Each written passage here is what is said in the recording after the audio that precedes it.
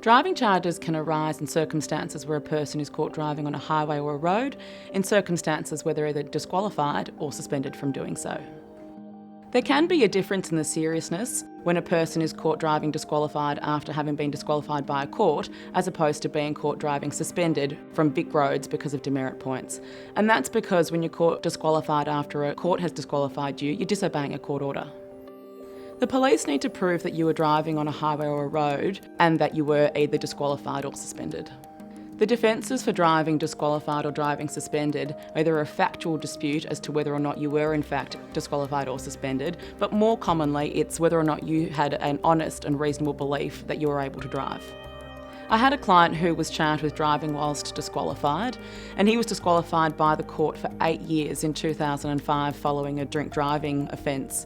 He was caught driving a work vehicle, and his instructions were that he normally had employed other people to drive the car for him, but on this occasion he was investigating a strange noise that the vehicle was making and had only driven it a short distance before he was intercepted by the police. He had an extensive driving history which included driving whilst disqualified and also drink driving, but this was the first charge of driving whilst disqualified that he'd had since that really extensive disqualification period. Since 2005, when he lost his licence for that extended period of time, he'd made some significant changes in his life.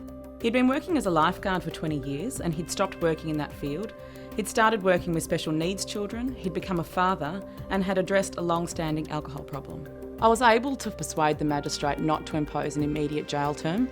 He received a 2-month term of imprisonment that was wholly suspended for 6 months and was able to persuade the magistrate not to interfere with his licence. There is, however, a maximum penalty of 2 years for the charge of driving disqualified or suspended. The decision of whether to plead guilty or not guilty is one that has important implications and should only be made after discussions with a criminal lawyer. If you've been charged with either driving disqualified or driving suspended, you should give us a call.